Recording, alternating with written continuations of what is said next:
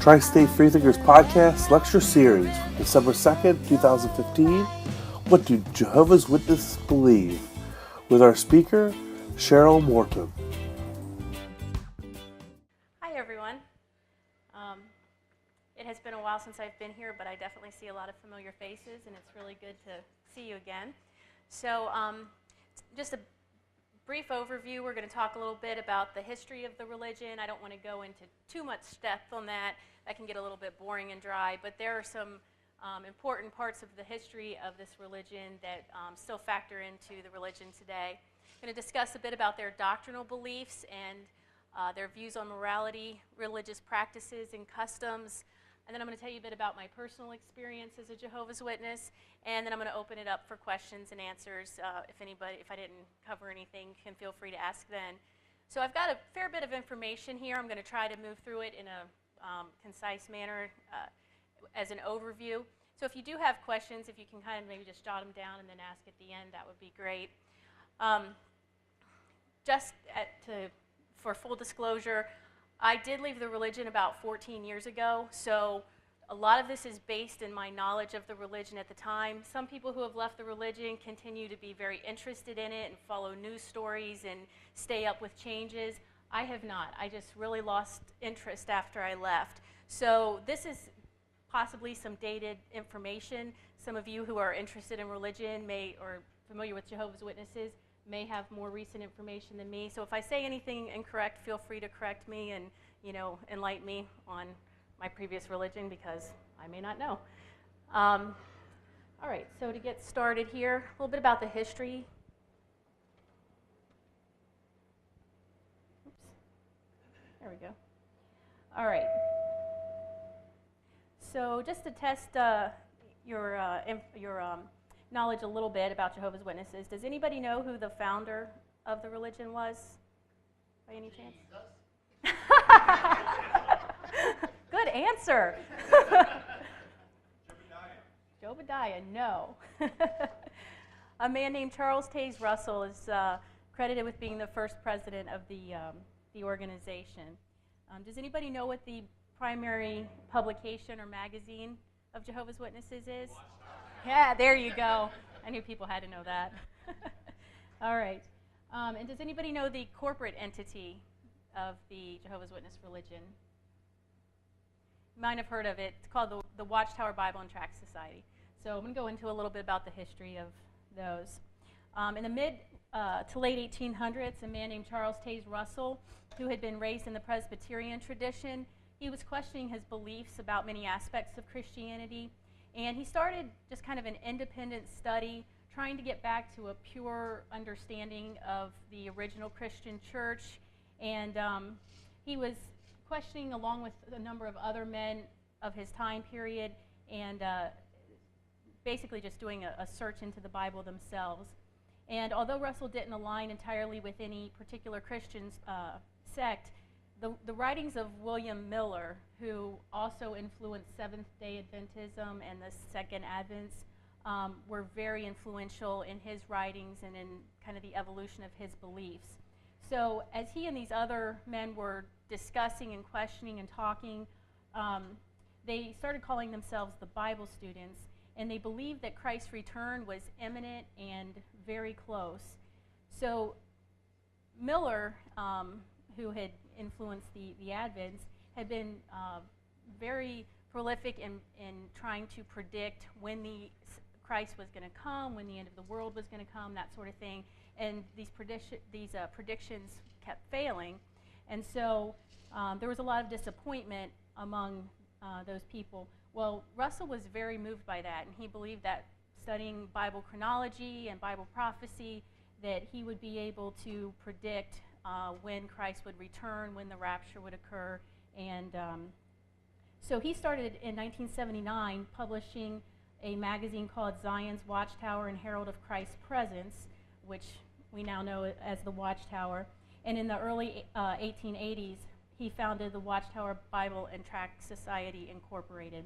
There was actually another man who was president for a brief time, but Jehovah's Witnesses look at Russell as being the first president of the religion. They wouldn't call him the founder, because whoever said Jesus was actually the founder of the religion would be correct, but they think he was the first modern person to represent the religion.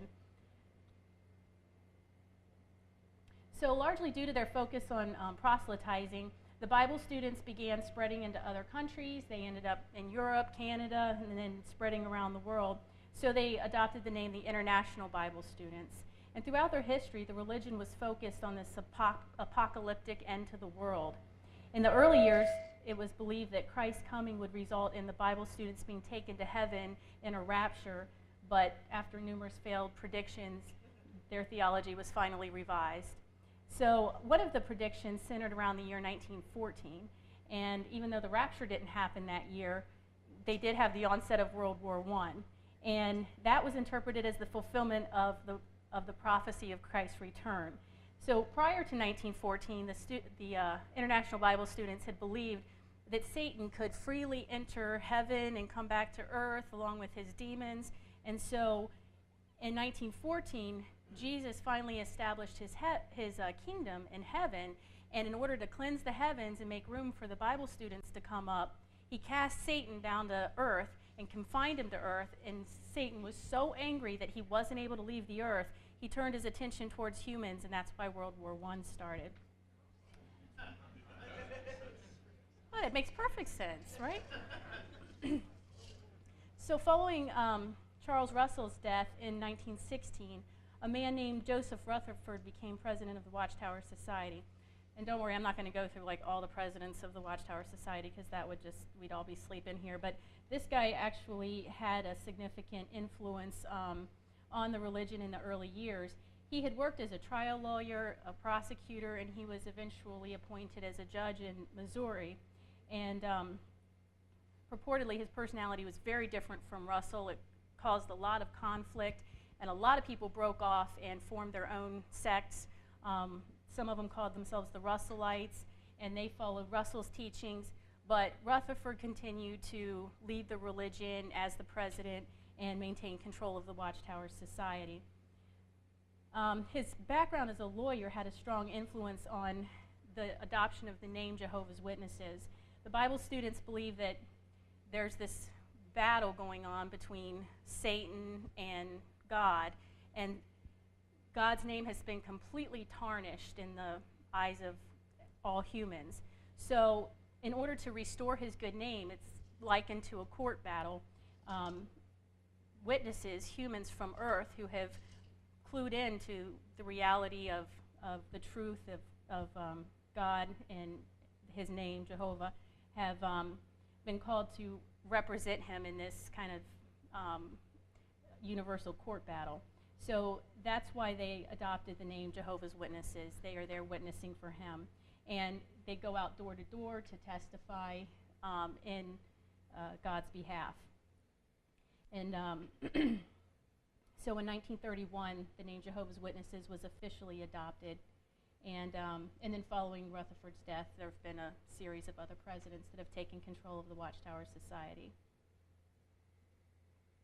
The governing body is a small group of prominent men within the organization who have always surrounded the president all the way back to the days of Russell.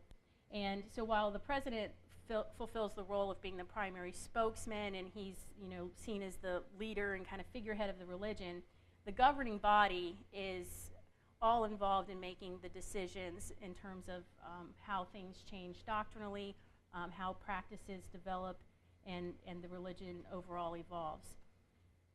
So the men on this governing body are seen as fallible, but they are also believed to be directed by God. And many of them, let me back up.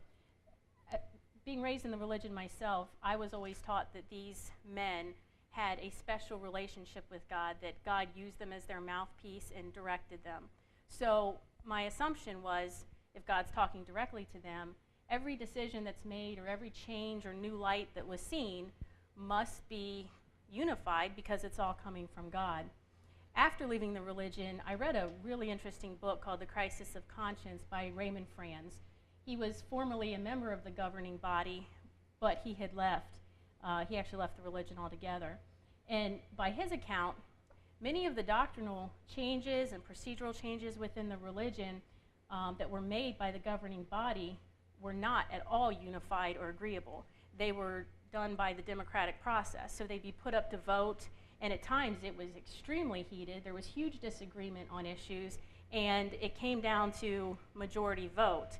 Those who didn't agree, even if it was nearly half of them, had to get behind the decision and support it 100%.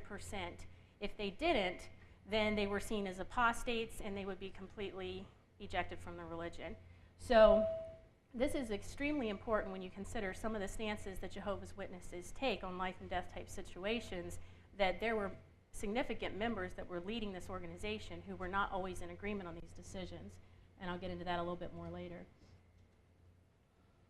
So now I'm going to talk a little bit about the doctrinal beliefs of Jehovah's Witnesses.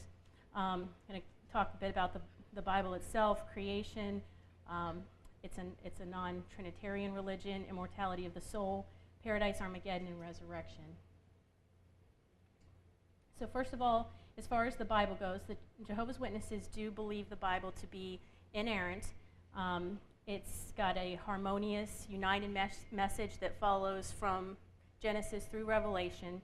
They do not use the terminology of Old Testament and New Testament. They use the Hebrew scriptures and the Greek scriptures, but they believe that there's a united message that follows all the way through, and that if you analyze it closely enough, along with biblical chronology, you can follow prophecy and predict major events like the return of Christ and the coming of Armageddon.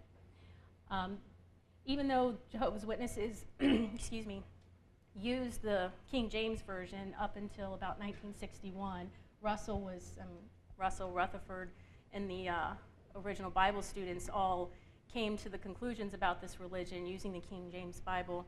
They started to believe that there were a lot of errors that were in that Bible, that even though the original manuscripts were inerrant, that many biases had crept into the translations. So they decided to produce their own translation called the New World Translation of the Holy Scriptures in 1961. What's interesting about this, or maybe it's not too surprising, but the members that wrote this were simply staff members or governing body members on the writing committee at the Watchtower Society. None of them had any credentials in terms of being secular scholars or having any higher education in terms of translation or anything like that. Fred Franz, who was one of the presidents of the society later on, like in the 1980s, at the time this was written, he was on the writing committee. He claimed to be able to translate into 7 different languages very thoroughly, but he only had 2 years of college, and they were not even related to that. So there's a lot of question among critics, or skepticism among critics, that the translation is really that solid. However, Jehovah's Witnesses believe it to be the most accurate translation, and one of the primary reasons that they like it is because they restored the name Jehovah to the Bible in many places. As far as creation goes, their view is quite a bit different in some ways than other Christian religions. And this has to do some too in terms of them being a non-Trinitarian religion. They believe that at first God was just alone in the universe. God existed, and his very first creation was Michael the Archangel, who later became known as Jesus Christ. So Jesus was created by God as kind of the head angel. And then he created a whole bunch of other angels. And then through his Holy Spirit, he created the universe, and then the Genesis account of creation they accept as being pretty much literal or true. The only thing is they don't look at the days of creation as 6 literal days. They look at other interpretations in the Bible where it might refer to a day being, in the days of Noah or something like that, that a day can be any varying length of time. So the word day is taken non-literally. So in terms of the age of the universe, Jehovah's Witnesses have no disagreement with science. In terms of how old the earth is, they have no disagreement with science. They are old earth creationists. However, when it comes to humans, they believe humans were created about 6,000 years ago. They reject evolution, and they do accept special creation. And according, of course, to the Genesis account, which I know most of you are probably familiar with, there was the apostasy of Satan, who was one of the original angels who fell, tempted man into sin. However, and this is where Jehovah's Witnesses differ quite a bit from other religions, they believe that God's original purpose for the earth is unchanged. So I'll get into that a little bit more in a minute. Non-Trinitarian, they believe that God is the Father, Yahweh, Jehovah, that his son, Jesus, it's a hierarchical relationship. They are not equal. So there's God the Father, and then there is God the Son, and it's a father-son type of relationship. The Holy Spirit or Holy Ghost is not actually a person or any sort of an entity for Jehovah's Witnesses. They liken the Holy Spirit to God, to electricity. They consider it God's active force. So just in the way electricity might, work, God's active force creates things, it brings things to life, it animates things, enlightens things, but it's not a physical, or divine entity.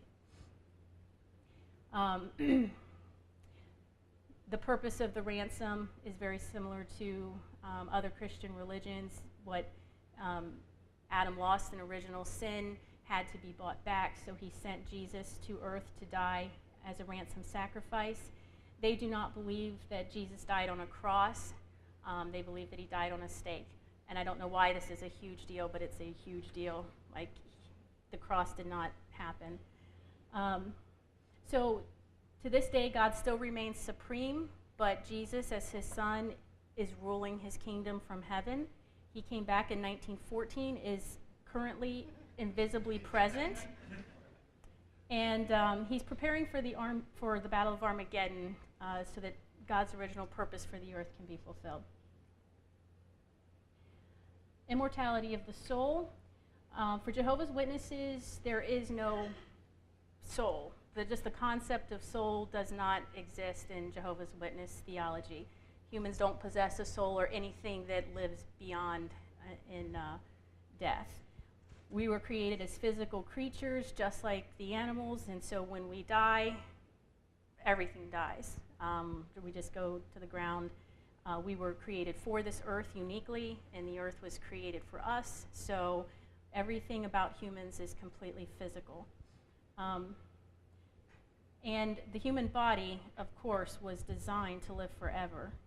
And then when man fell into sin, death entered the picture because that was God's sentence for sin. But his original purpose still was for humans to live forever on earth. However, because things changed with the Garden of Eden and that fall into sin, even though God's original purpose for earth wasn't changed, he kind of had to redirect things and change things around a little bit. So now there is the 144,000, and they get this by interpreting certain scriptures in the book of Revelation, and it's all just extremely clever. But 144,000 are going to go to heaven. It's not that when they die their souls live on, but God remembers how he created them in the first place, and so he can recreate them, but this time as immortal beings like angels. So they die, and they physically die, but God brings them back to life as angels to rule with Christ in heaven over earth. That 144,000, originally, back in the days of Russell and Rutherford, they just believed that they were all going to go to heaven and that this was going to happen like any time, and then it just didn't happen for many years. So they finally realized that there were a lot more than 144,000 coming in, so they had to figure out what to do with the rest. So back, I think it was in the year 1935, they came up with the other class of people, and that's all the people that are going to live on earth. So all the remaining faithful Jehovah's Witnesses, They're just going to remain dead in the ground. They're not going to go to heaven. And then, but there will be a resurrection we'll talk a little bit about later, so they're going to be okay. But then anybody who dies without the hope of a resurrection, they're just worm food. And then the concept of hell, hellfire, it doesn't exist. Jehovah's Witnesses believe that that's extremely cruel and unjust. They believe in the scriptures that say that the wages sin pays is death, and that kind of an eye for an eye type of thing. So the argument that they would give is if somebody doesn't believe in God or sins in some way, how is burning them forever and ever in some kind of fiery torment just? That's seen as extremely cruel and unjust. So yeah, so that's one nice little thing. They don't believe in hell. And paradise, this is the best part of the religion. And honestly, this is the part that I miss. What was that? How many virgins? Oh, you know what? Technically, they all should be until marriage, but we don't know about that. But God's original purpose was this beautiful Garden of Eden. Humans were supposed to live forever and be perfect, young, never grow old, never get sick, never die. If God wanted people in heaven, he would have created more angels, but he wanted people on earth, and that's why he created the earth. So that's still God's plan. So his plan now is to have this great battle of Armageddon. He's going to wipe Satan off the earth, abyss him, and all of the evil people in the world are going to be gone too. And then Jehovah's Witnesses, once the whole world is just rid of all the badness and evil, Jehovah's Witnesses are going to come together and they are going to restore this earth to a beautiful paradise like it was originally intended. The earth is going to heal, and humans are going to return to perfection. We're all going to grow young again, and we're going to get healthy, and we're going to live forever. And it's going to be this beautiful, united, utopian society. There's going to be total peace between humans and animals. And with God's kingdom ruling over the earth, it's going to just be this single theocracy. So only peace is going to exist. There's never going to be any war. There won't be any money, greed, anger, pain, sadness, nothing like that. It's all going to be perfect. And everybody's going to work harmoniously to care for themselves and each other. Sounds great, doesn't it? Yeah. And it's not a dream. They're very sure to let you know that. So as far as Armageddon goes, the purpose of it to restore all evil. In the mind of Jehovah's Witnesses, there are three primary institutions of evil: the government, all religion, except for Jehovah's Witnesses, of course, and big business. So when big business, capitalism. So when this Armageddon occurs, all the governments, big business, religion, along with Satan, everything that's operating under Satan is all going to be gone, totally destroyed. And there's going to be this global war between Jesus and Satan. And so even though Jehovah's Witnesses don't believe in hell, which is really cool, they still have a great way of completely terrifying kids.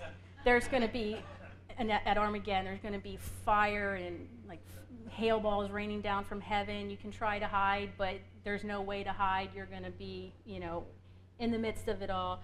They quote scriptures from Zechariah where you're going to be walking along. Anybody who is not a Jehovah's Witness is going to be walking along, and their flesh is going to start rotting on their bodies, and they're going to start attacking each other, and it just sounds like a horrible episode of The Walking Dead. Vultures are going to be plucking the eyes out of people's sockets, and so little kids are sitting there going, oh my gosh, my dad didn't come to the meeting today, and they're just picturing vultures plucking out his eyes. However, Jehovah's Witnesses, in the midst of all this chaos, are going to escape just fine. A few of them might die, but it's okay because there's a resurrection. And then Satan will be abyssed and imprisoned for 1,000 years. So during this time of restoration in paradise, he can't hurt anybody. This is all going to happen extremely soon. Ever since like 1880, this is going to happen like any day. And there have been many attempts to predict when it was going to happen, and many disappointments. 1975 came and went. That was before my time, so I don't actually remember it, but apparently there was a huge exodus from the religion and a ton of disappointment over that. In my lifetime, 1994 was a big year because of the interpretation of the generation that saw the beginning of these things would not see the end, and the Bible says 70 to 80 years is a generation. 80 years was 1994 was 80 years after 1914, so October of 1994 was not supposed to get by us, but it did. And then 2000 got by us, and then there's probably been other days since then, but I've lost track and quit caring.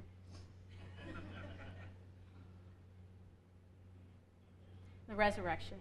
So once Armageddon is over and the earth is transformed back into a paradise, there's going to be this great resurrection of people.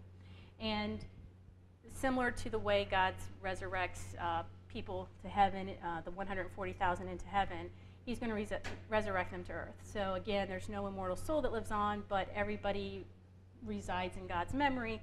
He created them the first time, he can create them the second time, only this time he's going to create them young and perfect and healthy, and they're never going to die.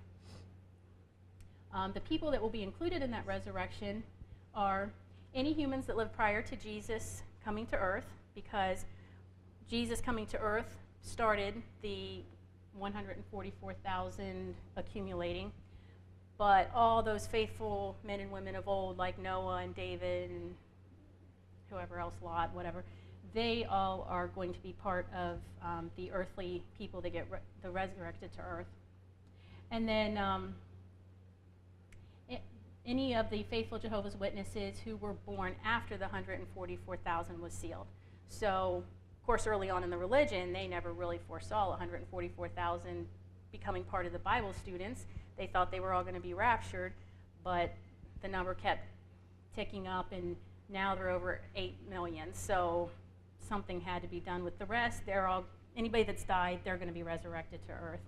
And then anybody who wasn't a part of the religion but was kind of considered innocent or never got a chance to really learn about the religion, so little kids who die or anybody with severe cognitive limitations who couldn't learn about the religion, or remote tribes, even though Jehovah's Witnesses are all over the earth trying to preach to people about the truth of their religion, there are still people in remote parts of the earth that may not get that message. Anybody who didn't have a chance and who dies prior to having that chance will get to come back in the resurrection and be given another chance.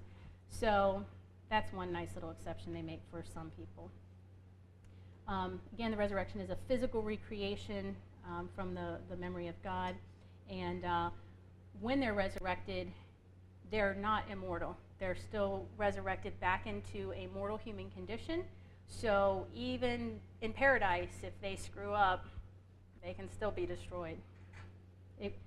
They're a religion that's based on the concept that it's not a once saved, always saved thing. It's you got to come in and you got to work and you got to keep working. And if at any point you mess up and don't repent, then you're still out.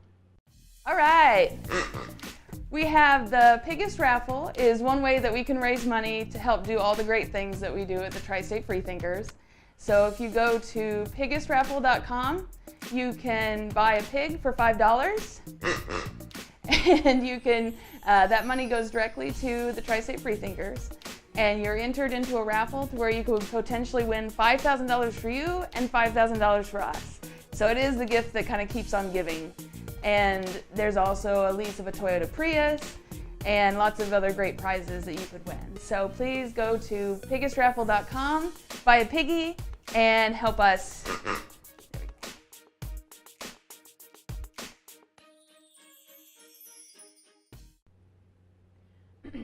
Okay, so get a little bit into some of the rules on morality.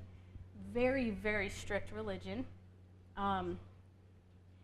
There is certain forms of conduct that are absolutely forbidden, other things that are very strongly discouraged, and you have to know which is which. So things that are absolutely forbidden: fornication, adultery, homosexuality, bestiality, masturbation, abortion, lying, cheating, gambling, stealing, swearing, obscenity, voting, joining the military, smoking, any use of recreational or illegal drugs, drunkenness, and divorce, except on the grounds of adultery. The only one of those things that they might go a little bit gray on would be if somebody said like a swear word here or there or something and was really apologetic, they might let it go. But if you make a practice of it, that's bad. No, you're not allowed to vote. I'll get into that a little bit more. So religious practices. I'm going to talk a little bit about the organizational structure, the authority structure, judicial committees, disfellowshipping, disassociation, shunning, kingdom halls, holidays and birthdays, blood transfusions, organ donation, field service, politics in the military, higher education, and baptism. Organizational structure. This is the Watchtower Bible and Tract Society World Headquarters located in Brooklyn, New York. I had the privilege of visiting there about 10 times in my early life. Most of the buildings there are, I think these ones in the picture are actually office buildings, but there are lots of factories there, and then there are residences. The president lives and operates there, as does the governing body. The kind of unofficial or affectionate term for the Watchtower Society is Bethel. So that's kind of just the lay term that we all refer to it as Bethel. There are many people that live there and work there. That's where they produce much of the literature, the Watchtower magazines, Bibles and tracts and that sort of thing. And they work there as volunteers. They don't get paid for what they do. The society provides their room and food and just basic needs for daily living, and they work about 40 to 44 hours a week unpaid. This is the world headquarters. It also serves as the branch for the United States, and there are branch offices all throughout the world. Each branch has an overseer that oversees his branch, and then the branches are broken down into districts. And so there are many different districts throughout the United States and other parts of the world. Each district has an overseer. Those districts are further broken down into circuits. Each circuit has an overseer, and then each circuit is made up of individual congregations. They are all extremely organized. The same things that one congregation is studying on Sunday, any congregation you go to is studying the exact same thing. So they're highly organized in the way they oversee their operation. Each congregation has a body of elders that oversees it, so they don't have like a clergy lady distinction. They have a body of elders. All of them are volunteer members of the congregation, and they oversee that. Then there are what are called ministerial servants, who are kind of helpers to the elders. They kind of just do their tasks for them and stuff. And then they're also kind of looking to get promoted to become elders. And then publishers are just the regular members of the congregation. Once you decide to get baptized into the congregation, you become a publisher. And then pioneers are anybody in the congregation who goes out into full-time, door-to-door evangelizing. So that's the term pioneer. As far as the authority structure goes, I mentioned the overseers. So each body of elders answers to their circuit overseer, and the circuit overseer answers to his district overseer. The ministerial servants answer to the elders, and the publishers answer to, well, they don't really answer to the ministerial servants. They're just kind of helpers. They answer to the elders too. And then the Kingdom Hall is their building. This is a picture of a Kingdom Hall in Britain, I believe. And they're generally small, fairly modest buildings. I'm sure a lot of you have seen them driving around. They're all over the community. And they generally have about 100, anywhere from about 100 to 200 members per congregation. Sometimes you'll have a couple different congregations that share the same Kingdom Hall. But they call them Kingdom Halls to distinguish themselves from other religions, because other religions assume the word church, and they are not a part of that type of Christianity. They're part of the Christianity that has Kingdom Halls. And then every year they have a circuit assembly. So anybody who is in one circuit comes together at this large assembly, which is usually made up of about maybe 2,000 to 3,000 people, could be 5, 6, just depends on the size of the circuit. And they have this big assembly, usually one in the spring and one in the fall. At least this is how it was when I was there. I don't know if they've changed this since then. I've heard all kinds of rumors, and I've not verified them. But there would be one, like 2-day assembly in the spring and one in the fall. And then in the summer, there would be a large district convention, which would be the entire district, usually around like 15, 16,000 people come together for one huge convention. We would all get the same information. They would give us, they would usually release new publications and give us a lot of any new kind of updates or doctrinal changes or any juicy bit of information that was coming out, maybe a new prediction or something like that, so everybody was on the same page. The organization is led entirely by men. Women do not hold any positions of leadership. It's a strongly male-dominated religion. They have 5 meetings a week, and for anybody to give an actual teaching type of talk at any of the meetings, it has to be a man. They do have a school on Tuesday nights where women can get up and give student talks, but it's got to be distinguished that they are students, and they're giving talks to prepare them as better teachers because we're going out in the door-to-door ministry and we need to become effective teachers. We can teach people that are non-believers. We just can't teach people who already believe. And so then field service is the term for people who, for our door-to-door ministry. So going out, it's not just door-to-door, it's street corner. There have been, people carrying signs around. Any type of community evangelism is known as field service. And then, like I said, the pioneers are those who do that full-time. Women, not only are women not allowed to have any kind of teaching role in the congregation, they are not allowed to pray publicly at any time, or even to step into a role. So, for example, in our home, with my father being the head of the family, now if my mom was the only one that was there, she could have said a prayer for us, but because my dad was part of the family, if he was at work or something and my mom wanted to pray with us, she had to wear a head covering. Anytime there was any sort of a meeting where men should be leading it, but they were not present, women could lead it, but they had to wear a head covering to show that they were not supposed to be the ones leading it, they were just filling in. In terms of disciplinary action, like I said, they are very, very strict in terms of their moral codes. So each congregation has a judicial committee, and the judicial committee is made up of several elders. So any given congregation, it just depends on the size of the congregation, they might have anywhere from 2 to 8 elders. So you're going to have at least several elders. If it's a congregation that's only got 2 elders, you might have to bring one in from another one, but there's going to be at least 3 elders to make up any judicial committee. And what they do is, if there's any accusation of wrongdoing or admission of wrongdoing, then the elders form a judicial committee and they investigate it. So they're going to talk to the person. It's just kind of like a trial, only there are no witnesses, and then they bring them in, they really just kind of interrogate them, find out what's going on. If they believe that they're innocent, or if the person admits to it but they're humbly repentant, then they will kind of get into that in a minute. They'll sit on it. But if they are convinced that they committed a gross sin, particularly if they're unrepentant, then it's very severe disciplinary action that results. So as far as the disciplinary action goes, there are kind of different levels of it. If it's a very private sin, like maybe a teenager at school went and smoked a cigarette or something, and then they felt really guilty about it, so they went to the elders and they confessed their sin, but nobody else knows about it, they can go on private reproof. So they don't have to announce it to everybody in the congregation. It's just kind of a quiet thing. However, they're still disciplined. They're not allowed to give any talks, prayers, nothing for about 6 months until the elders are convinced that they're never going to smoke a cigarette again. If there are other people that are aware of it, then it has to be public reproof. So announcements are going to be made at the meeting.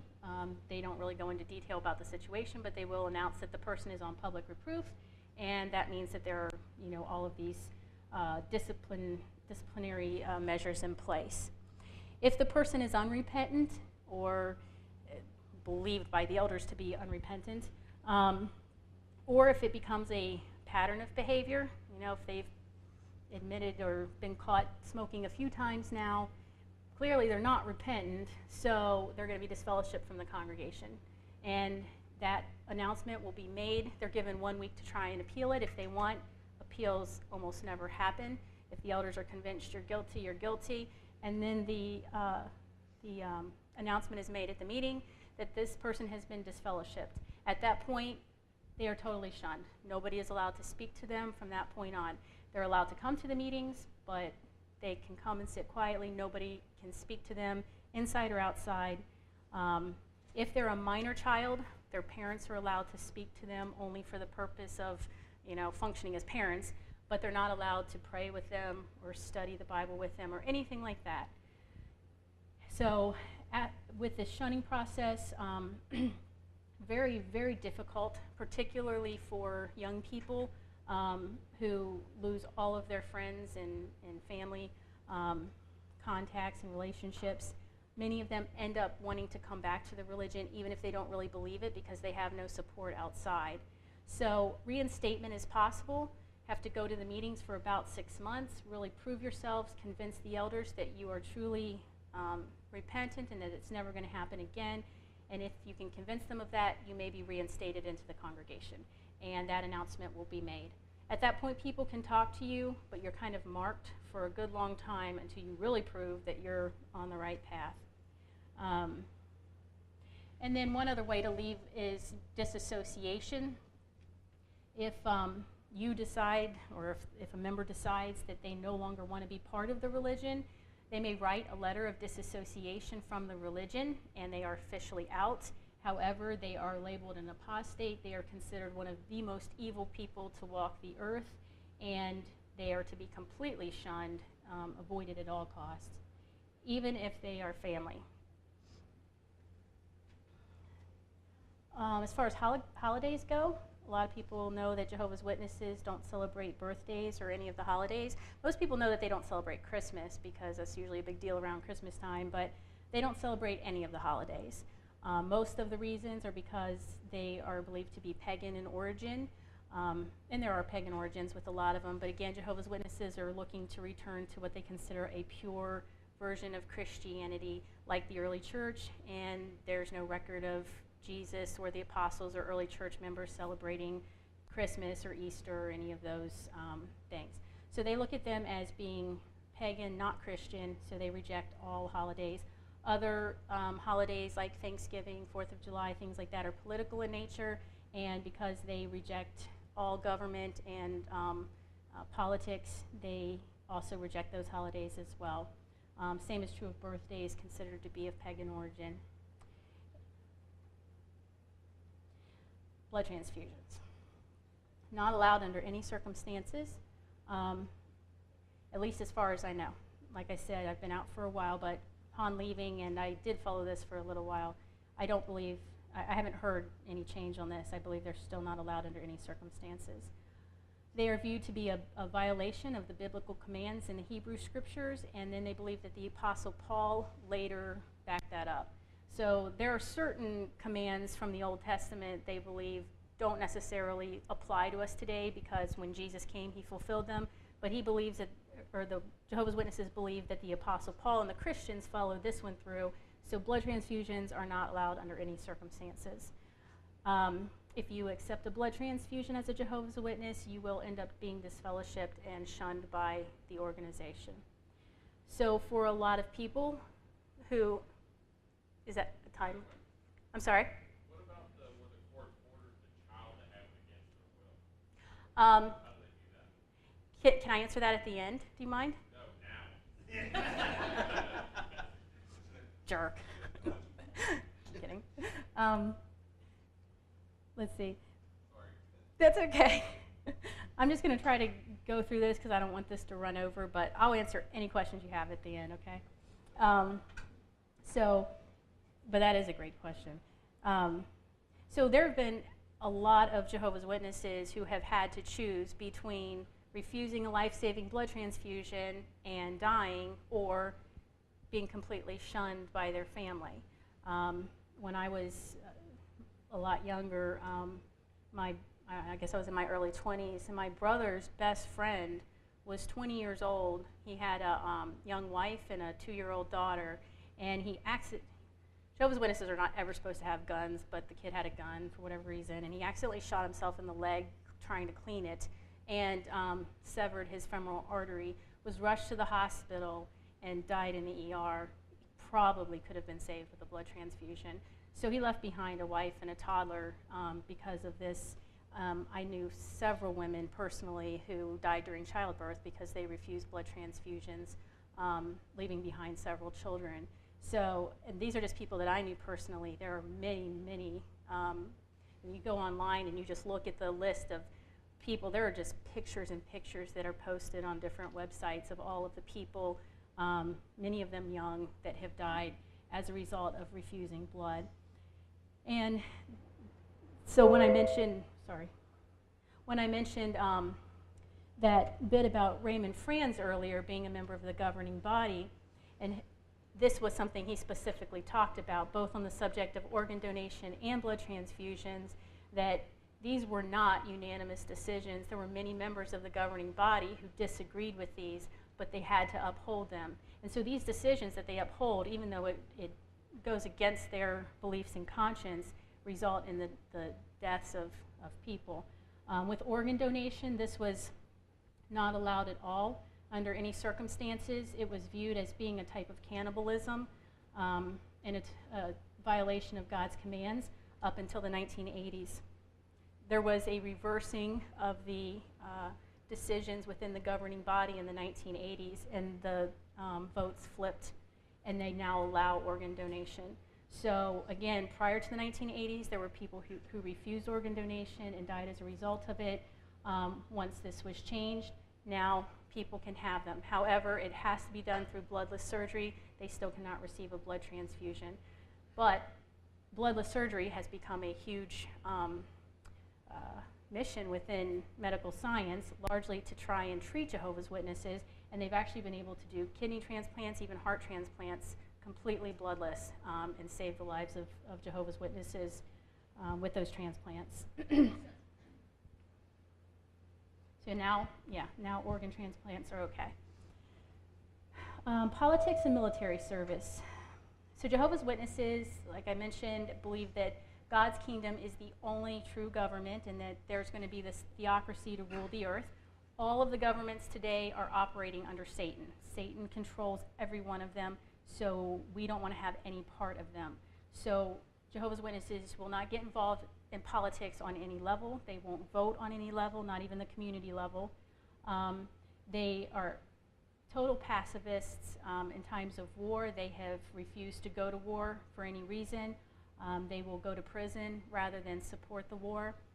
They really talk a lot about how during World War II, they went to prison rather than fighting with the Nazis, which was true. They did not support the Nazis like many religions did. However, on the flip side of that, they also didn't fight against the Nazis or oppose it in any way. They were always just pacifists at times of war.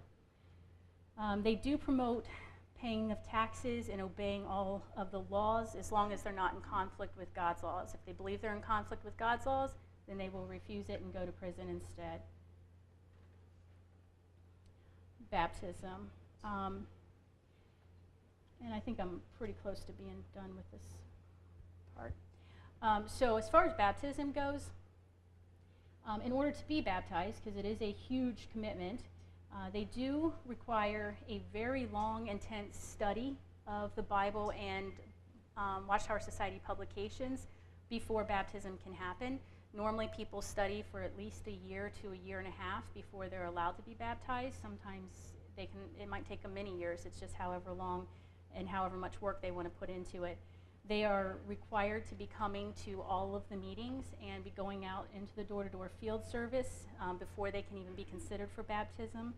Baptism is by water immersion, and babies and young children cannot be baptized. However, the age at which they're kind of considered old enough is fuzzy. It depends on the maturity of the child, and I have a little bit of an issue with that, but I'll get into that later. Yeah, that's my only problem here. No, you haven't gotten to my story yet. That's when all the anger comes out. No, I'm kidding. But baptism does not guarantee salvation. Like I said, they are not a once saved, always saved. So even though a person is baptized, obviously if they don't uphold that, then they are out. But they cannot just like withdraw or leave unless they disassociate, and then it's total shunning. So there's no way to get out of it once you're in it without losing your relationships within the religion. So baptism is viewed as a permanent vow, a commitment to adhere to the doctrines and practices of Jehovah's Witnesses, regardless of how they change by the governing body. And in order to be considered for baptism, once they've gotten through a study of the required publications, then they have to meet with the elders on 3 separate occasions, 3 different elders, and there are about well over 100 questions that the elders will ask to make sure you thoroughly understand the doctrines, the rules, everything, and you have to answer all of them correctly, and then the elders will decide if they think that you are ready for baptism. If you're approved of it, the baptisms are only offered at the assemblies and conventions, so those 3 a year are the only opportunities, and then it can never be reversed.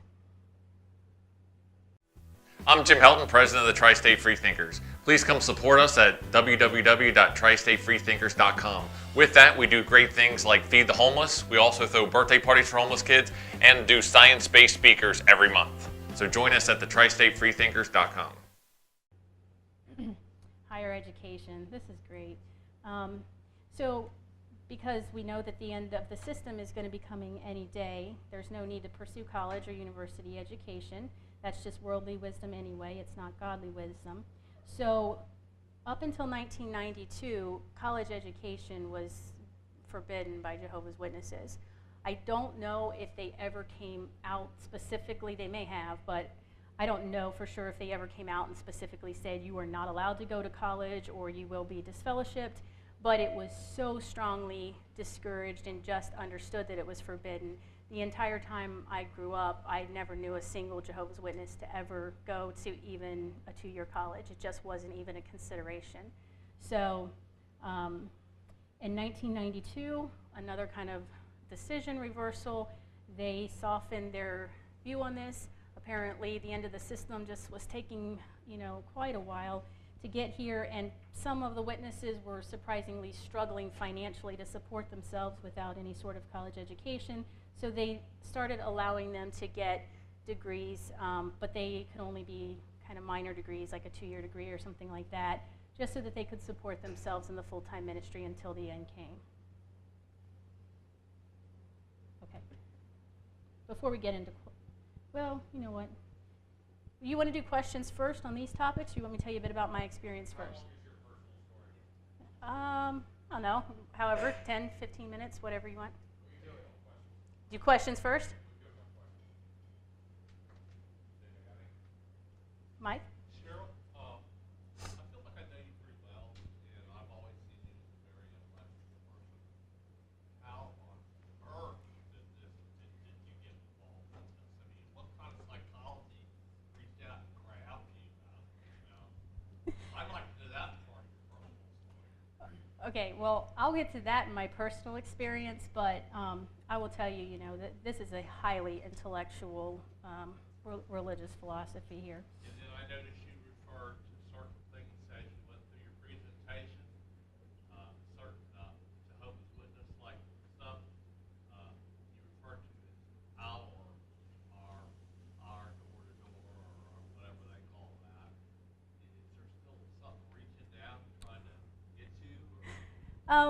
It's kind of funny because, like I said, I haven't even followed this stuff, and I've been out for 14 years now. So, but as I was preparing this presentation, I was going back and reading through a lot of articles and stuff, just kind of fact-checking and make sure I knew some of my dates and stuff like that. And this was such a deep part of my early experience in life that, when I talk about it, and I'll get more into it with my experience, but there is definitely still a very strong connection that I have to it, probably on a fundamental level. And do I believe it? No, of course not. But, it's definitely been a profound influence in my life. Yes? Actually, I've got a question, and then I'd like you to respond to a statement. Okay. My question is, they're called Jehovah's Witnesses because they're using the courtroom model that you mentioned. If that's the case, if you're the witness, who's the jury and who's the judge? Good question. So the way that they look at this is with, even though Jehovah, God, is the one who is ruling the universe and Jesus is representing the kingdom, they believe that Jehovah's name or God's name has been tarnished by Satan. So just that, I guess, in the way that there is a defense of a person in a courtroom, witnesses are called in to testify to that person's character and their good name. Jehovah's Witnesses who are learning the truth about God and God's name are being called out to testify in his behalf. Ultimately, I'm not saying that this actually makes sense, but ultimately, Jehovah and Jesus are the one. I mean, there's no mystery as to who's going to win all of this, but that is kind of the rationale for what, at least what we were taught as to why that name was adopted. Let's take one more question and let's get to your story. I want to make sure we don't run out and we can do questions after that. We have time. Jason had a question back there. Go ahead.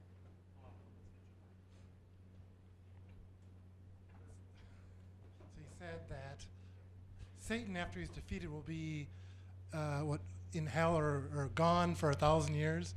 What happens after 1,000 years? Oh, good question. I didn't really get into that.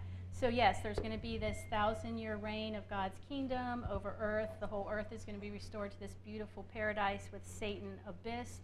And then at the end of that 1,000 years, because during that 1,000 years there's going to be people who are resurrected who never actually were Jehovah's Witnesses, and so they weren't technically tested, like children who had died and things like that. So at the end of the 1,000 years, Satan's going to be let loose on the earth, and he's going to be able to cause all of his problems all over again and start, wars, and people are going to be tested again in what's considered the final battle. And then that's going to go on for a while. It's going to kind of weed out all of the people who don't, who aren't true, sincere witnesses, and they're going to be destroyed. And then at the final battle, Satan will ultimately be destroyed along with all of his demons, and the earth will again be transformed into a perfect paradise forever. Make sense? Satan doesn't agree. He says, screw you, I'm not killing anybody. He doesn't have a whole lot of say in this, really. Yeah. All right, so I'll tell you a bit about my experience, and then I don't know if there's time left and you have more questions. I'm happy to answer them. So to answer Mike's question of how I got sucked into this, it's very easy to, tell a 2-year-old that all this is true and they start believing it. So at I was about 20 months old when my parents initially came into contact with Jehovah's Witnesses. It was about 3 days before Christmas. They had their Christmas tree up, and some ladies knocked on my parents' door and started talking to them about the truth of Jehovah's Witnesses. And simultaneously, my dad had been talking to a man at work who was also a Jehovah's Witness. And so my parents decided to start a study and started studying with Jehovah's Witnesses out of their little book at the time called, which we referred to as the Truth Book. Anyway, they studied, and just 3 days before Christmas, I don't know why, but the first topic that the man decided to tackle was the holidays and Christmas and how this was all pagan origin and stuff. For whatever reason, my mom was just so angry about that she had to go research it all for herself, because she had been raised in the Baptist religion and believed that, this was all Christian. And so when she started researching it, she started realizing that there were pagan origins associated with Christmas, and that really bothered her. So about a day before Christmas, they tore down all of their Christmas tree decorations, decided they weren't celebrating Christmas that year. And a few days after Christmas, my sister was born. So she was about 20 months younger than me. When my sister was born, she had a very severe birth defect in her head, and the doctor said that she was going to require surgery in order to correct it. And so when she was about 2 months old, that following February, she had cranial surgery. The doctors had assured my parents that there would not be any risk for blood loss or anything like that with this type of surgery. But for some unknown reason, according to my parents, her blood count started to drop drastically and became very dangerous. And my parents were told by the doctors that if she did not accept a blood transfusion, she was going to die. And my parents said, absolutely not. We're becoming Jehovah's Witnesses. We will not accept the blood transfusion. So again, the doctors, persisted. Her blood count continued to fall, and they said, your daughter is going to die. You have got to allow for a blood transfusion. And my parents still refused. So to answer your question, Jim, in situations like that with children who need a blood transfusion, hospitals, doctors will go to court and obtain a court order to force it. And basically, the rights of the parents are given to the courts to make that decision. So that's what happened with my sister. They went to court. They actually got the right to force the blood transfusion, but just before administering it, they got back another set of results, and her hemoglobin count had stabilized, and so they decided to just watch for a little bit. She ended up being in the hospital for 10 days, but she recovered on her own without a blood transfusion. And my parents looked at that, even though they had only been studying with Jehovah's Witnesses for about 2 months at that point. They saw that as positive proof that God exists, that they were willing to sacrifice their daughter's life, but God came through and saved her, and that was absolute proof for my parents that Jehovah's Witnesses had the truth. So from there, they were extremely zealous in studying. They were both baptized within about a year of that, and my father in particular, but both my parents became very active in the religion. My dad became an elder. About the age of 3 years old, I was going out door to door. Parents teach their children that this door-to-door work, everybody has an obligation to do it. So children are taken out door to door along with the parents. I was taught to slip tracts in the doors when people weren't home. At the age of 3, I was memorizing scriptures, knocking on doors, and reciting them to people. And by the age of 6, I was up on the platform at the Kingdom Hall giving student talks that I had memorized, things of that nature. So because I was so heavily indoctrinated into it, and my parents were so convinced of it, I never questioned it at all. And by the age of 10, I was so sure that my parents had the truth and that they were never going to steer me wrong. And so I wanted to get baptized. At least at the time, it was fairly uncommon to allow children that young to get baptized. They were usually more like 12, 13, 14. But the elders asked me all the questions. I apparently answered everything right, and they approved it. So at the age of 10 years old, I made a decision that would have a huge impact on my life. I got baptized into the religion and thought it was the most wonderful thing in the world, because if you don't get baptized and Armageddon comes and you're of an age where you know about it, then you're going to be destroyed and you're going to lose your family. So I was convinced that now I would always have my family and all of my friends because I was safely baptized into the religion. And then for the next couple years, when I was kind of a preteen, you know how it is with preteens, they get into a little bit of rebellious streaks and stuff like that. Apparently, I don't know, I was talking to boys or something, and that was just, that was horrible. So my parents did the most logical thing and took me out of public school and started homeschooling me at the age of 14 to avoid any chance of me learning about, boys or evolution in science class. And so for the 4 years that I was homeschooled through high school, the Jehovah's Witnesses have a couple books one of them called wow, it's been so long I can't even remember the names of them now. One of them is a book on evolution, the other one, or evolution versus creationism, it's a book on creationism. And the other one is on God as the creator. Those were my science textbooks. I didn't study actually any science through high school. They have books on the history of the Bible, the history of religion from the Jehovah's Witness perspective. Those were my history textbooks. The only actual textbook that I had during my high school education was math. So English was literature was just a study of the Watchtower publications. So there was a total indoctrination into the Jehovah's Witness viewpoint. And along with that, I also started going out door to door because I was homeschooled and I could get my lessons done within a few hours. I had a lot of time on my hands, so I wanted to go out door to door preaching. So my parents let me go out as much as I want.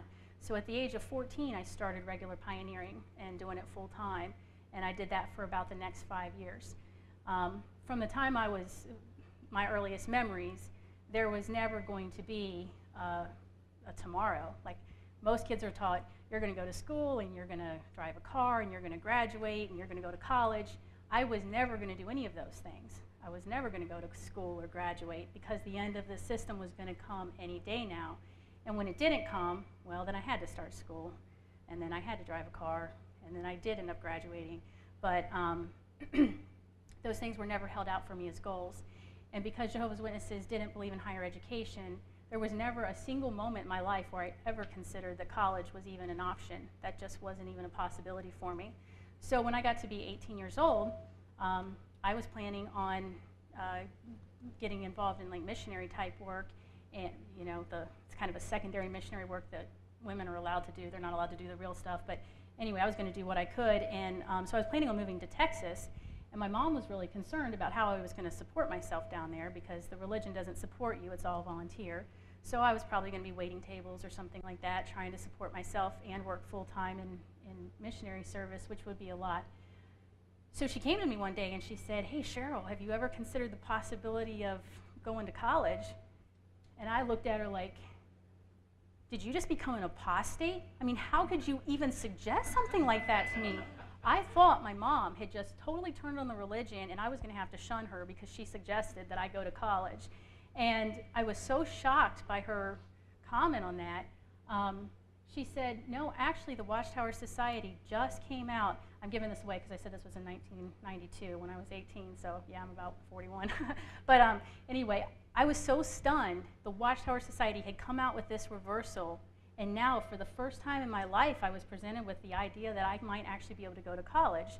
So I didn't even believe my mom. I had to read the article for myself to even see that it was true, and I did. And I was so excited about this opportunity. I didn't have options. My parents said, "Do you want to be a nurse?" And I was like, "Okay." So that was it. So I went to nursing school. I had to do a couple of extra high school level algebra and chemistry classes to catch up, but I started college at Northern Kentucky University at the age of 18 and got my degree in nursing. So with that, even though I went through all the science classes there and all of that, I really didn't ever question my faith. I was solidly still convinced in the truth of the religion. And I got out of school and ended up meeting a man in the religion named Dave, and he and I hit it off really well. We ended up getting married about a year later, and we were very happy in the religion for a couple years together. We had a big Kingdom Hall wedding, and you know, we were just this great Jehovah's Witness couple, and we were doing all the right things. He was working, I was working part-time as a nurse, and I got back into regular pioneering again. And then within a couple years, I was actually on the internet one day on a video game website of all things, but I just happened to innocently, yeah, I know, right? I just happened to kind of innocently stumble upon this thread on this video game website, and it was entitled 101 Irrational Beliefs, and at the top of the list was God, and then the Bible and magic and, you know, just the paranormal and all kinds of different religious and spiritual type paranormal ideas. So I started reading. This thread had been already going on for about 6 months, and I was really just intrigued by the different ideas because I had spent my whole life going out and talking to people about religion, but it was always with this idea that I know the truth and I'm here to convince you. So for the first time I was actually reading people's ideas and their arguments, and they were debating back and forth, and there were a number of skeptics and atheists and agnostics that were on the board, and they were debating with people from all different religious backgrounds. And I was so intrigued by the discussion, but at the same time I felt so guilty because I knew that I was never supposed to read anything like that. But I just almost was just drawn to it. So I kept reading it, and after a couple weeks, I was kind of sucked into the debate.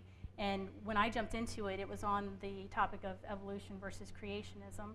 And I was convinced that I was a total expert in this because I had studied 2 books on creationism during high school.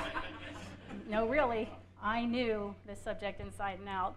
So I jumped into it, and of course I was, you know, using all of the creationist arguments to defend my beliefs. And there was just a lot of challenges, back and forth debating on it, and there were a couple in particular, I won't go into all the details about it, but I was just almost stumped, like, I don't really know how to respond to this. And then one of the atheists on the board said something to the effect of, how can you consider yourself so well educated in evolution? This is a subject of science. Have you ever even read a book on the subject by a scientist? And I thought, well, that's a really good question, because no, I really haven't. So I started reading, and they threw out some book ideas. I started reading all kinds of books on science, and then I got into philosophy and religious history. And over about a year and a half, the doubts were just so strong that I really, for a long time, I was back and forth. Like, there would be days where I just believed with absolute certainty that there was a God. I would look up at the trees and the sky and be certain of creation and that God exists. There's no way all of this could happen without a God. And then there'd be other days where I'm thinking, none of this makes sense. How can there be a God? None of this makes sense. And so I vacillated for a while, but I finally came to the realization that I just don't know what the truth is. And I was, it had been about a month, and I hadn't been out door to door. And my brother-in-law came to me one day, and he was really concerned about me because I hadn't been out in field service. And he said, I know you haven't been out for a while, and you're going to end up becoming irregular, because you don't want to be irregular. That's the term that they impose on you if you don't go out door to door regularly. So, not wanting to be irregular, I decided, okay, I'll go with you this one time. He had a Bible study, which is kind of like easy time, because you just go and sit in somebody's house and study the Bible with them. So I decided to go along with him, and we're sitting on this lady's couch, and she was a skeptic, and she's asking him, questions about the authenticity of the Bible. And he was using the Bible to try to answer how the Bible is legitimate and authentic. And the whole time he's going on, I'm thinking, that doesn't make sense. She questions the very source of the authority that you're using. And so I felt so conflicted. I'm thinking, oh my goodness, I'm a complete hypocrite sitting here acting like I'm teaching this woman something that I don't even believe anymore. So at that point I decided, I don't know what I believe, but I need time to figure that out for myself. So I decided it was time to walk away. And it was the hardest decision I ever made, because I knew the consequences of leaving the religion, but I also knew that if I didn't actually leave, that I would end up being pressured and forced into conforming. Or the first time I decided to celebrate a birthday with my daughter, something like that, somebody was going to find out, and I was going to get reported to the elders, and I was going to get disfellowshipped anyway. So I decided to leave. I should back up just a little bit. I found out a few months earlier that I was pregnant with my daughter, so that complicated things a bit. So I went to my parents and to, So I went to my parents and to my husband, and I let them know that I was no longer interested in being a Jehovah's Witness and that I was going to be leaving the religion. And I ended up meeting with the elders, and the following week that announcement was made. So this was in December, about this time of year, 2001, about 14 years ago. I officially left the religion of Jehovah's Witnesses. And at that point, my parents completely shunned me, my brother, sister, everybody. So, and having grown up so strongly in that religion, one thing maybe I didn't really mention is that because it's such an elitist type of mentality, Jehovah's Witnesses separate from their families generally. So the whole time I was growing up, I had no friends or family outside of the religion that I was involved with. All of my friends and family, my entire support system was within the religion. So leaving was extremely devastating, but I felt like it's what I needed to do to be able to get some clarity and figure out what I actually believe and where I wanted to take my life. It ended up resulting in my husband and I separated about 8 months later. We ended up divorcing because of our differences over this religion. He remained a very firm Jehovah's Witness, and because of the strong male domination in that religion, I was completely fine with the headship arrangement and him being the head of our home and me being his submissive wife. when I believed in that arrangement, but along with questioning my beliefs, I started questioning, my role in the family and, why he should have this authority over me. So we got into many different, arguments and conflicts about this, and we ended up divorcing. So my daughter was about 4 months old when we separated, and she was going back and forth between homes, what she has all of her life. And I guess this is kind of the update that Jim was sort of talking about. My now ex-husband, Dave, has been, for many years, it was just so challenging with my daughter Andrea, because not only was she back and forth between the homes were so different. She would be at his house, there were no holidays, anything like that, and they had to go to the meetings and out in field service, and then they'd be at my house, and we did start celebrating holidays. I don't care if Christmas has pagan origins or if it's viewed as Christian now. We can celebrate it on a secular level. For me, it's a cultural type of thing. So we started celebrating Christmas and Halloween and other holidays.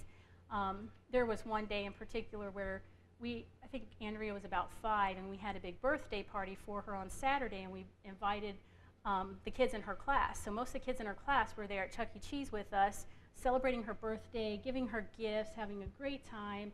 And then the following Monday, she was back with her dad again and went to school. And one of the little boys in her class that had been at her birthday party 2 days earlier had a birthday and had cupcakes in class. And she said, I am not allowed to have a cupcake because I can't celebrate birthdays. Well, that was just completely confusing, not only to her, but to all of her classmates. Like, that makes no sense. But for her, when she was with me, she could. When she was with her dad, she couldn't. And so there ended up being just a lot of problems back and forth between the homes. So we got into family counseling to try and resolve a lot of these things.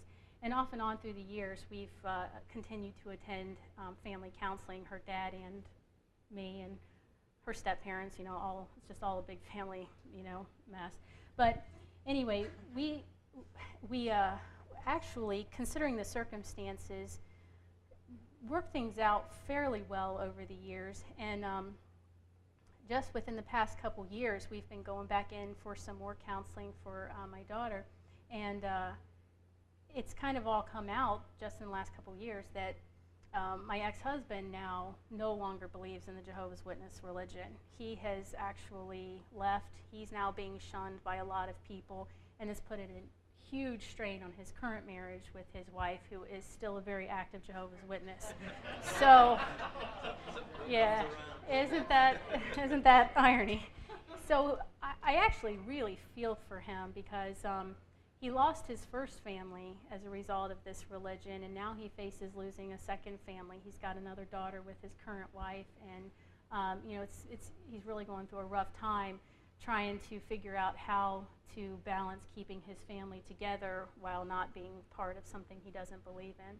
So that's pretty much where things stand now, but we're all kind of working through it. So like I said, I've been out for 14 years. I'm very happy. Since then, I've explored a lot of different ideas. Crystal, do you have a question? Oh. So what is your daughter? Is she atheist, or does...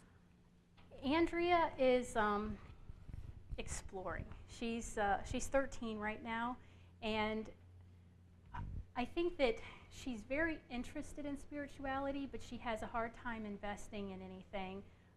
She's gotten really interested in some types of Christianity. She doesn't like the Jehovah's Witness religion at all. She knows the trauma that it's done to her family, and she sees the high control influence of it. But there have been other Christian friends of hers that she's associated with, and she really enjoys aspects of it.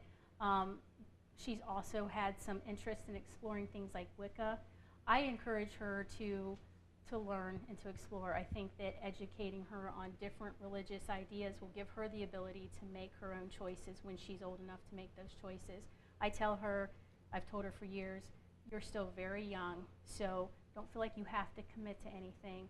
Explore and learn, and when things start making sense to you, then you can get involved in whatever you want to, if you want to.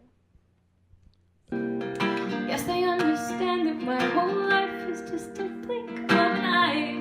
The history of the earth is with each moment that goes by.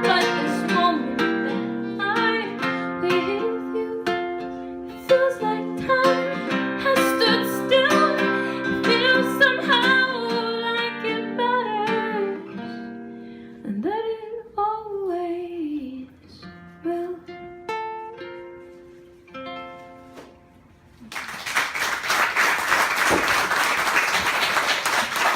Thank you so much.